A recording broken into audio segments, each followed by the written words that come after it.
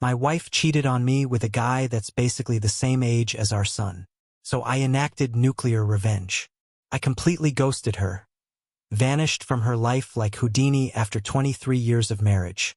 But what she did in response to that gets a lot darker. Here's what happened. Subscribe to Am I the Jerk on YouTube and hit the bell to turn on notifications. She chose to blow up our marriage and destroy the home we built for this dude? Pretty boy with a soft side? She responded saying pretty much the same thing she said when they last talked. That she loves him and enjoyed their time together. But she can't lose me. I'm still the love of her life. But she'll always have a place for him in her heart. That they can still be friends if he chooses, but the physical relationship between them is over. He begged her to see him one last time and yep, you guessed it. She said yes. One more for the road, right? Who am I to say anything? That's what I did to her the previous night. Of course I added all of that to the archive I'd compiled. December 4th is when Phase 3, the final phase of Operation Shinobi Ghost, started. The divorce papers were in hand. My new place of residence was set up. Now I had to start slowly moving my stuff out of the house. But first I had to break the news to my boys. I called my oldest to the house that Friday night, had them join me in my office and laid everything on that table. Not the specifics, but that their mother had been cheating on me for over a year, and I was going to be filing for divorce soon. My 17-year-old was especially shaken up by this, because he himself had just recently experienced his first taste of infidelity. Yep, his first girlfriend had cheated on him just 4 months prior. Seeing his heart broken a second time, at the idea that his own mother was capable of doing this, hit him hard. My oldest took it a lot better, and suggested taking his brother in to live with him until this blows over, to which I agreed. We packed up some of his stuff, and he asked me if I was going to be okay. I told him, yes son, I'm going to be alright, and so are you. We are going to be alright, I promise. And then they were off. The hardest part was now over, and it was now time to arm the nukes. Over the next few weeks, day by day, Oz would help me get a little of my most sensitive stuff out of the house. Gave him a list of all the definite stuff to grab, while Sue and I were at work, and left him the spare key. This was all stuff Sue wouldn't notice was missing until you told her it was gone. I'd also gotten a new phone, and a new phone number, and told everyone who needed to know. Oz, Joey, Nina, my boys, Big Sis, and my mother my new contact information. Meanwhile, I'm keeping up with the ruse with Sue, and she's none the wiser.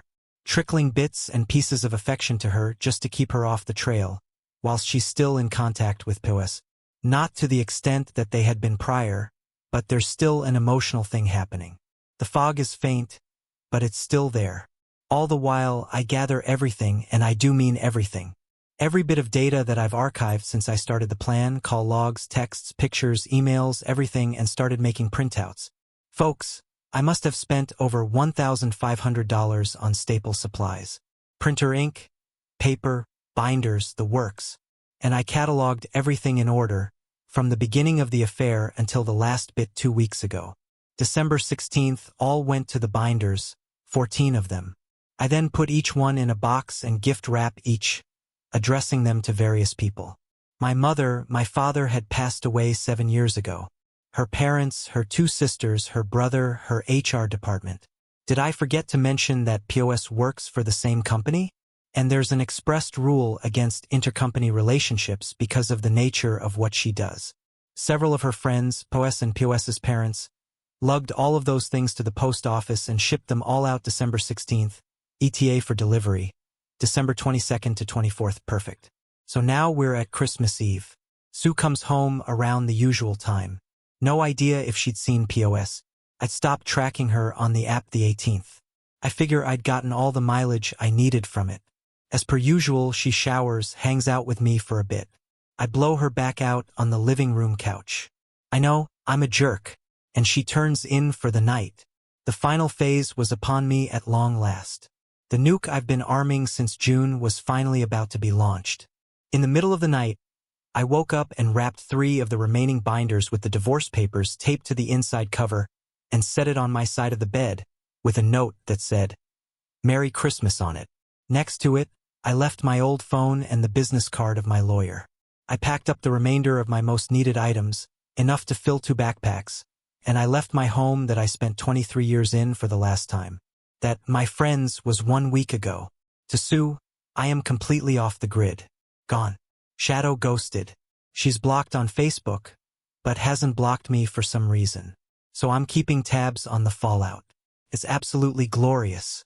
My packages have reached everyone I sent them out to, and Sue is getting crucified. Her youngest sister completely dressed her down. Both of her parents have condemned her. My mom absolutely destroyed her. Like holy smokes. I know my mom has a mean streak, but the things she called Sue were unholy.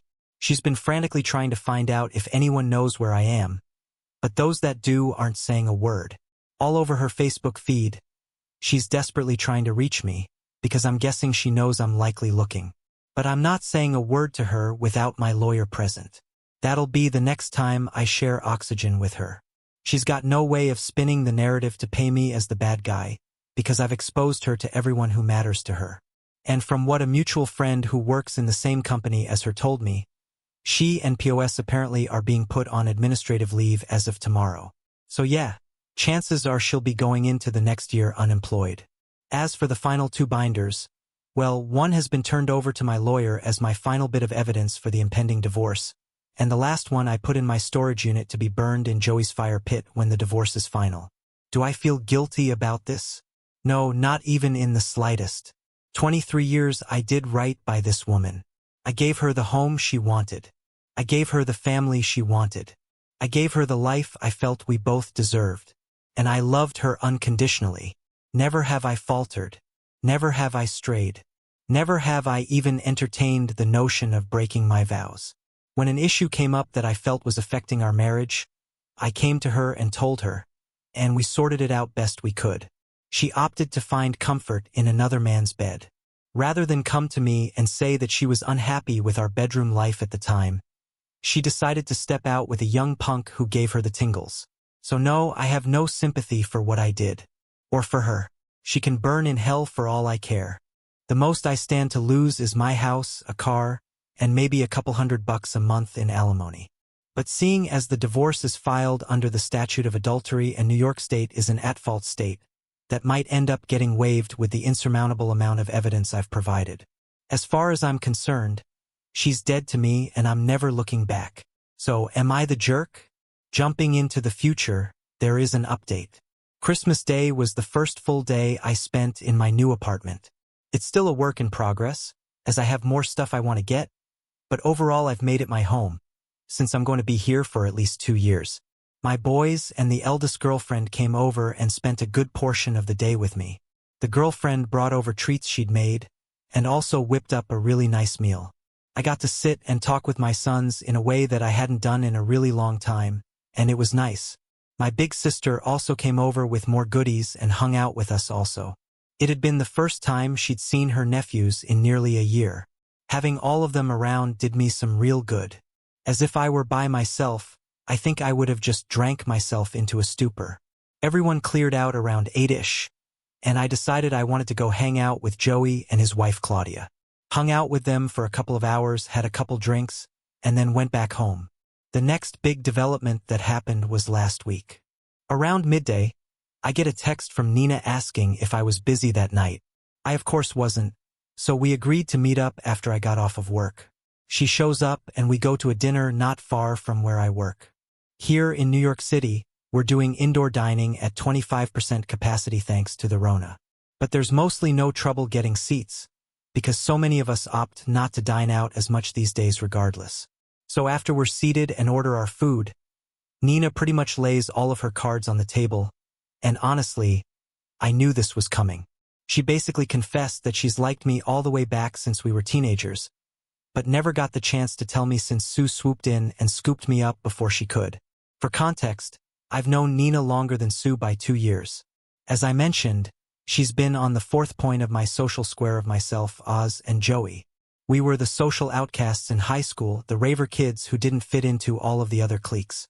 Back then, Nina had a weight problem and was diabetic.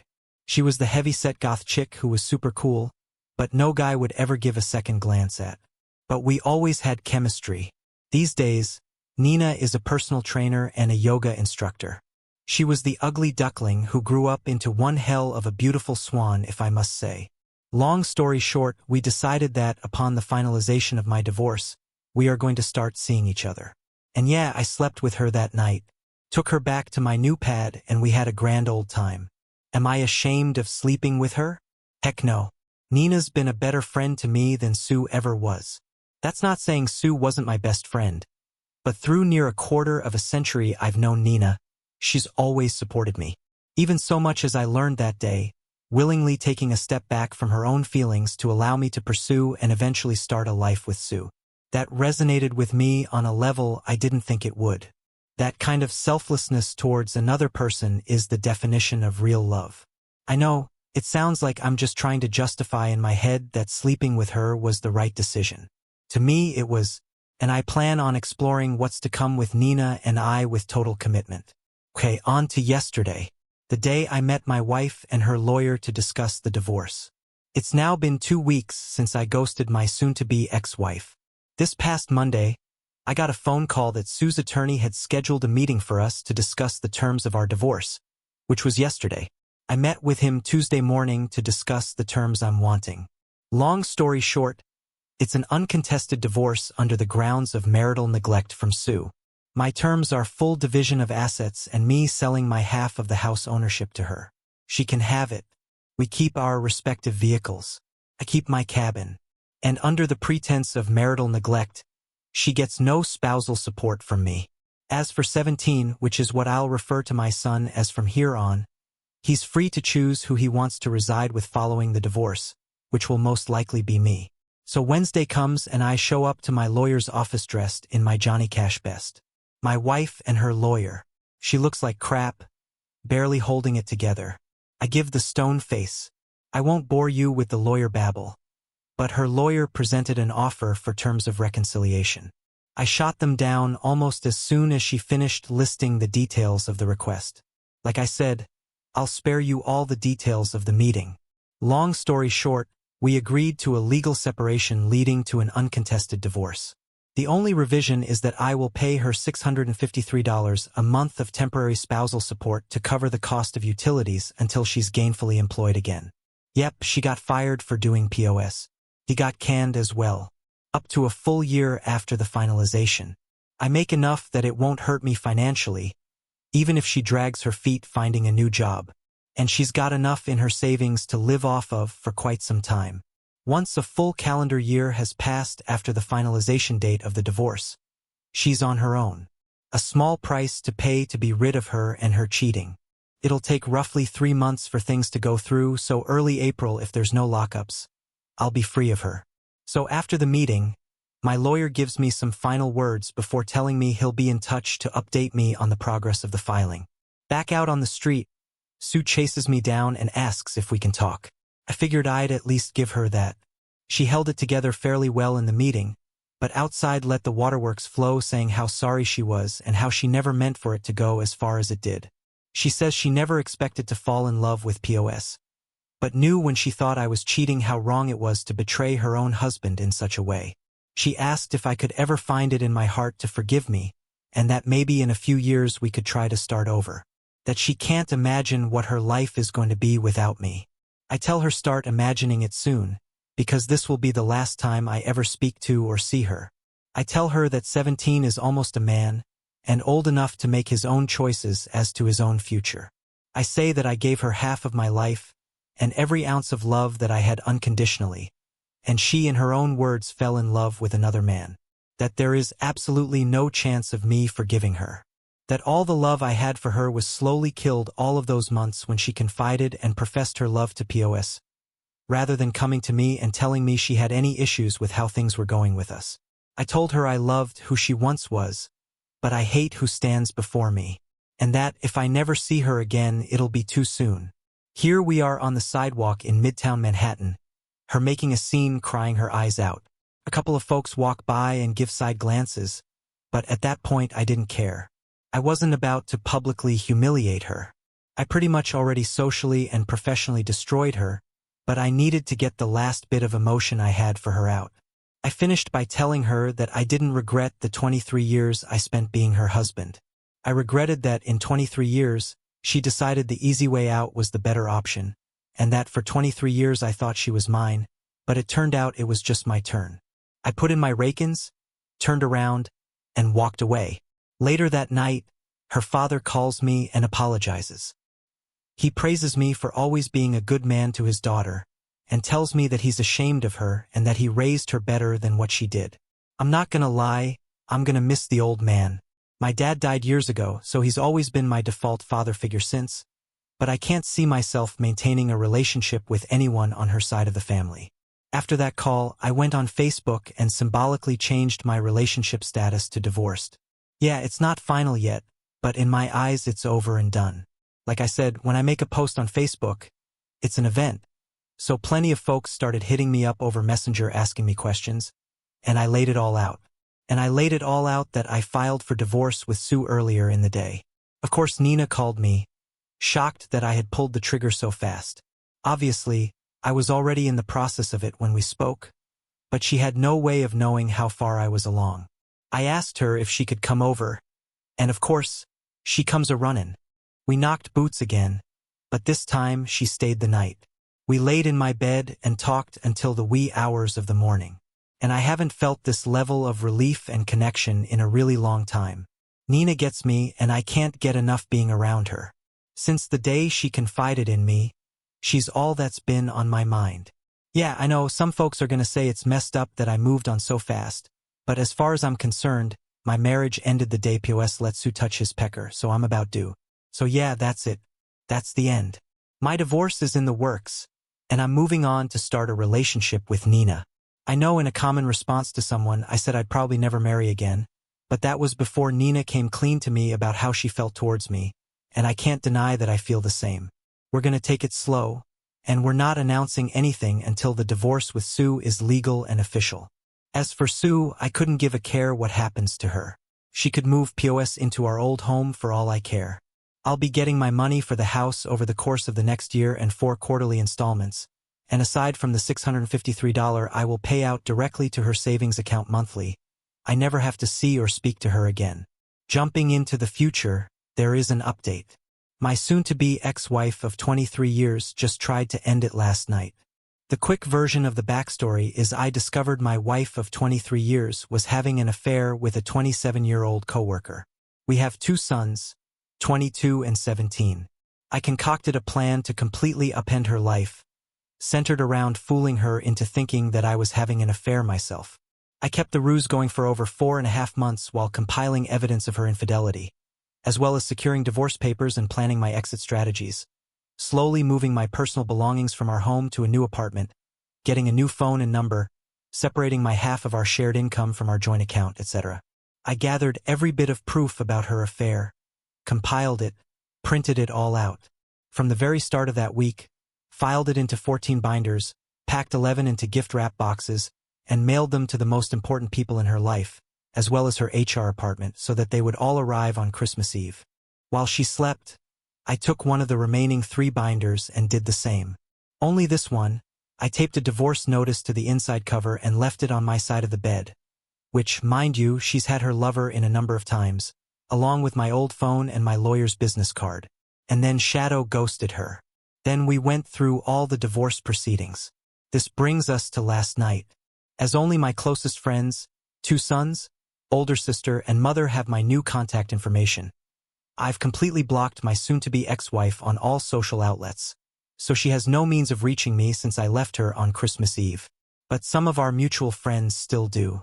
Last night, I'm hanging out in my apartment and I get a voice call notification on Messenger from one of said friends, one of the few who hadn't abandoned her following me outing her affair. She didn't waste any time when I answered and said she had went to check on Sue, my soon-to-be ex-wife, and found her passed out in the bedroom, foaming out of the mouth with 2 bottles of empty pills next to her. She's in the ICU in critical but stable condition. The doctor said that she will likely pull through, but she's clearly not going to be well after. She begged and pleaded for me to come. Her parents and 2 of her sisters were also there at the hospital. My guess is they were notified after the hospital attempted to notify me, but Sue would still have my old number as her emergency contact. I simply told her no. Sue is not my problem anymore. She had clearly decided she wanted to take the easy way out rather than deal with the shame and agony of the 23-year marriage she blew up. I then told her friend that if Sue's family were there, they could help her sort out the pieces. But as far as Sue and I are concerned, there is no Sue and I anymore. I then ended the call. I've had a few hours to sleep on it, and my sons called me this morning asking if I knew. I told them yes, but I also let them know that if they want to be there and be supportive of their mother, I will not hold it against them or judge them for it. She is their mother after all. But I myself wash my hands of her and care little to nothing about what she does for or to herself anymore. They were both a little taken back by this, but respected my stance. However, now that the news has broken about her attempt, many of those friends who dropped her were all starting to surface again and saying that I needed to be there for her, that even despite what she did to me, I need to support her in her time of need. I've also been informed that her affair partner tried to visit her this morning but wasn't allowed because he's not family. I'm getting dogpiled on to go see her, but I feel nothing for this woman anymore. I haven't for a very long time. I checked out during the process of getting my payback for her betrayal, and I stand by the fact that I don't care at all for what she's done. In fact, it makes me hate her even more. She's the one who was unfaithful. She's the one who, through a year-long fling with a guy 5 years older than her oldest son, was worth destroying 23 years. And now that she has to face the consequences of her choices, she chooses the most selfish way to deal with it, even now. Seeing as she's in all likelihood going to survive, she's cultivated immediate sympathy from everyone who took her to task, and I'm being made out to look like the jaded ex-husband unwilling to sympathize for her by most of her family. Not her dad. He's reached out to me over the last few hours and said he respects my decision to stay away. It's like I never even truly knew this woman. 23 years and it comes down to this. Yes, I know the way I broke things off with her may have put her in a poor mental state, but now a whole new can of worms has been opened up because either she had a complete mental breakdown and decided to self-delete herself, or she made an extremely risky and calculated move to call favor back from people who just weeks prior condemned her for betraying me. She cheated on me and now she's the victim? Sorry if this comes off as rantish, but I'm here trying to wrap my brain around this. I want to be perfectly clear. I am not going to visit Sue. She waived her right to me caring about her well-being the day that she let Poes put his worm inside of her. This might come off as heartless because despite the cool, calm, collected way I've been throughout my whole ordeal, my feelings are still very much raw, but I don't care about this woman. I haven't for a long time. I'm aware that I'm going to be vilified by a number of folk here. I don't much give a care. Think of me however you want.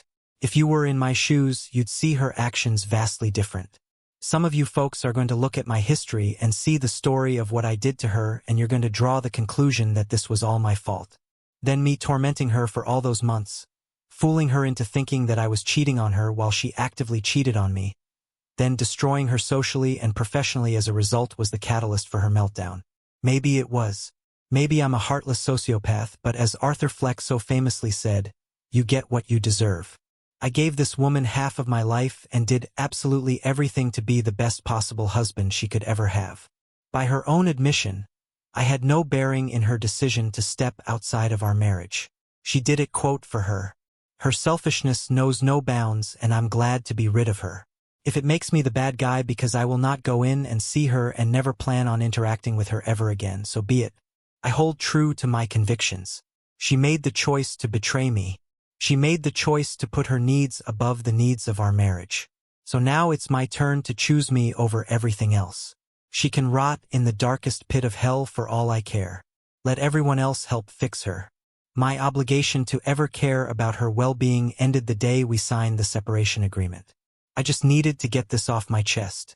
If you're going to cast judgment on me for feeling how I feel, save it. Like I said above, after 23 years and 2 children, I never really knew this woman at all. I have no sympathy for her and I never will let her rot. And jumping into the future, there is one final update. I've been informed by Sue's dad that she's been moved from the ICU to the mental health wing. Doctors are still monitoring her mental state. She's conscious and cognitive again, but obviously lethargic.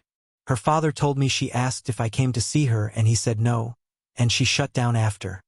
He respectfully said any further news he'll share only if I inquire because he understands the headspace I'm in. Also, I've scheduled counseling for 17. The first consultation is coming this Monday. So am I the jerk? The way that the OP describes Sue at the end does make it sound like this was the second of his theories, that she calculated this whole thing as one way to get him back into her life because, as she said herself, she can't imagine life without him. You can never really know what somebody's motivation for doing something like this is, but I can't possibly believe that she believes that doing this would somehow make him come to her and forgive her for everything that she did to him, which is why I think that's most likely not the real reason she did this, unless she is just totally delusional or doesn't understand the depths of the OP's anger and pain from this whole situation.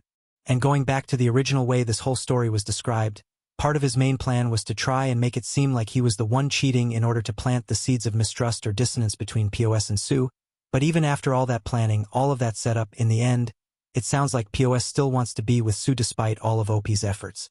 Him showing up to the hospital after all this doesn't necessarily say that, but the part where he goes full novella on her and tells her that he's in love with her and he has to be with her and all of that, even after all of the OP's plans were already in motion, does make it seem like that.